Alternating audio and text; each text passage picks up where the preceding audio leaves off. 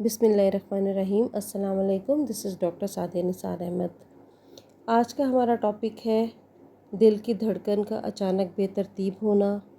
بانجھ پن، دکھ، غم، پریشانی، یورین کا رات کو بار بار آنا، ذہنی جسمانی کمزوری اور کچھ اور ایسی علامات اور ایسی بیماریاں جن کو کہ ہم روزمرہ لائف میں فیس کرتے ہیں۔ تو جی میرے یوٹیوب لسنرز، آج کا ٹاپک بہت ہی دلچسپ ہونے جا رہا ہے۔ اگر آپ نے ابھی تک میرا چینل سبسکرائب نہیں کیا تو پلیز میرا چینل سبسکرائب بھی کریں، شیئر بھی کریں، تاکہ اور بھی بہت سے ایسے لوگ جو کہ روزمرہ زندگی میں ایسی چیزوں کو، ایسے مسائل کو فیس کرتے ہیں اور ان کا حل انہیں نہیں ملتا، تو وہ بھی اس کے حل تک پہنچ سکیں۔ ان تمام بیماریوں کو ہم ایک ہی دوا سے ختم کر سکتے ہیں، اس کا نام ہے نیٹرم کارب، یعنی ہومیوپیتھک کی میڈیسن نیٹرم کاربونیکم۔ یہ نیٹرم کارب سوڈیم اور کاربن کا مرکب ہے،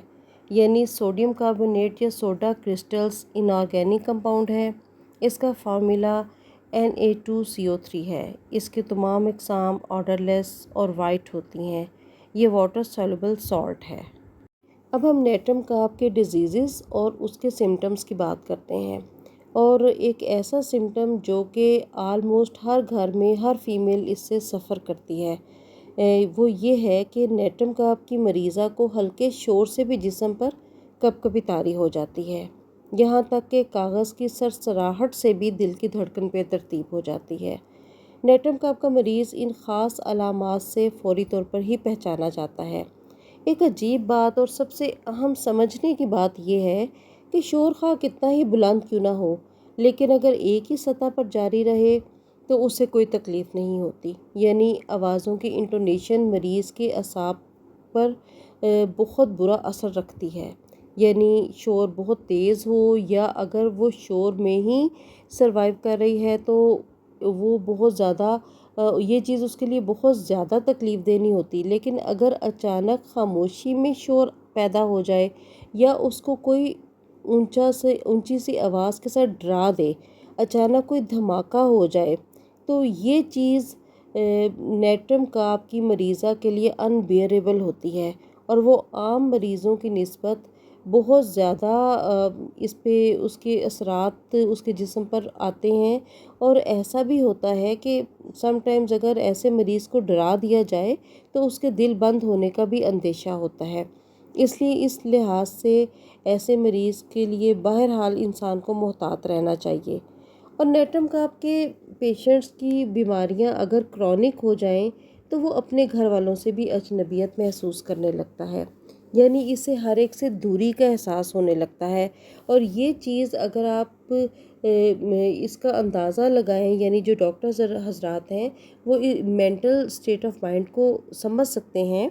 کہ وہ مریض جو کہ آہستہ آہستہ جس کے اعصاب پر اتنا اثر ہے کہ وہ ایک تھوڑی سی آواز کی بلندی سے جس کے دل بند ہونے کا اندیشہ ہو، وہ وقت کے ساتھ ساتھ غم اور پریشانی کی ایسی اسٹیٹ آف مائنڈ میں جا رہا ہوتا ہے کہ وہ اپنے گھر والوں سے یا ہر بندے سے اس کو ایک دوری کا احساس ہوتا ہے،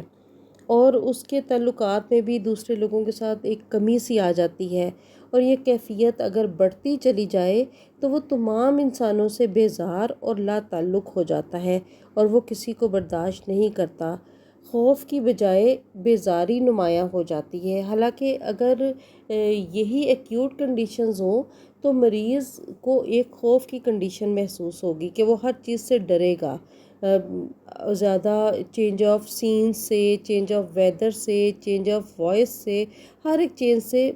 مریضہ جو ہے وہ ڈرتی ہے۔ لیکن جیسے جیسے یہ سچویشنز کرونک ہوتی چلی جاتی ہیں، یعنی اس کو وقت گزرتا چلا جاتا ہے، تو مریض میں خوف کی بجائے ایک بیزاری کی نمایاں کیفیت پیدا ہو جاتی ہے۔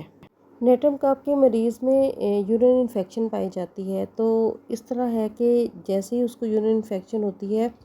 اس میں اس کی اسمیل اتنی زیادہ ہوتی ہے کہ ایسا محسوس ہوتا ہے کہ اس کے یورین سے گھوڑے کے یورین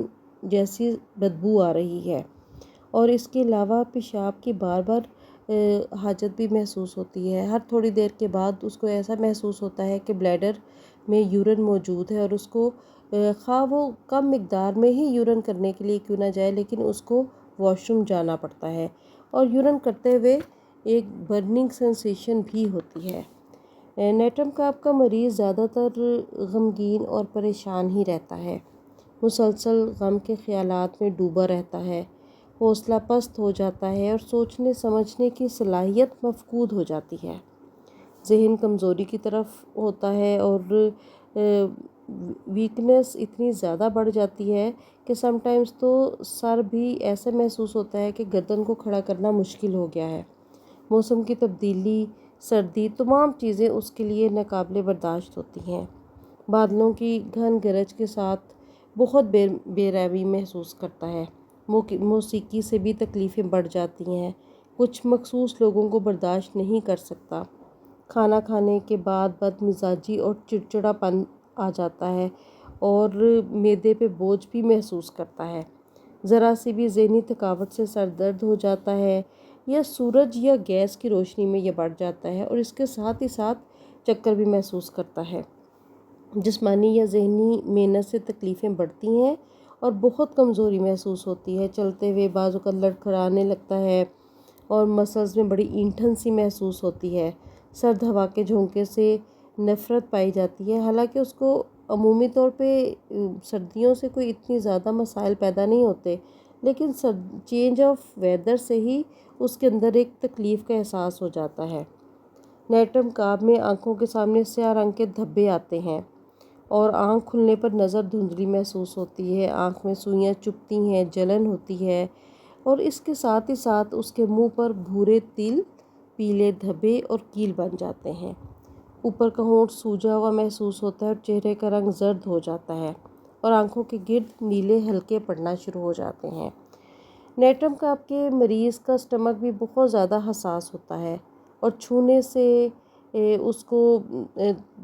دکھن کا احساس ہوتا ہے۔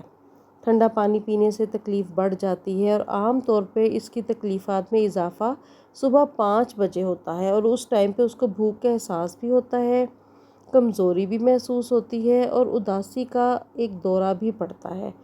منہ کا ذائقہ کڑوا محسوس کرتا ہے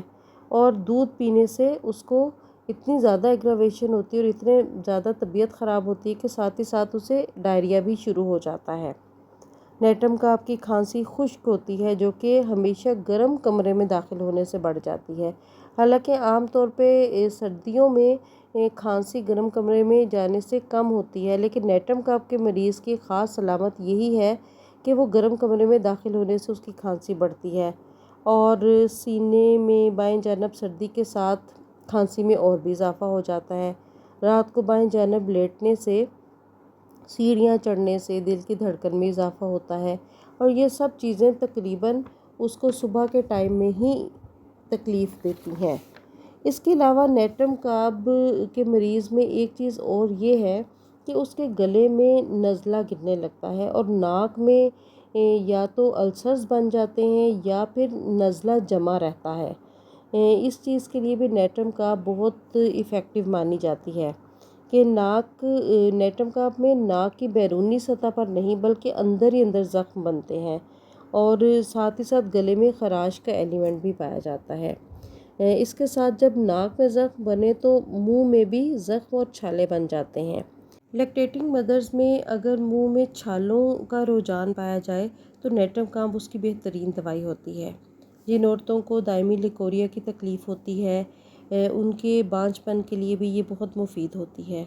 یہ علامات تو اور بھی بہت سی دواؤں میں پائی جاتی ہے، لیکن نیٹرم کاپ کی ایک خاص علامت یہ ہے کہ مریضہ کا مزاج ٹھنڈا ہوگا، دائمی بانجھ پن کا شکار ہوگی اور مسلسل جاری رہنے والا لیکوریا ہوگا۔ یہ علامتیں اگر اکٹھی ہو جائیں تو نیٹرم کاپ 100% بانجھ پن میں بہت اچھا رول پلے کرتی ہے۔ This is it for today, thanks for watching.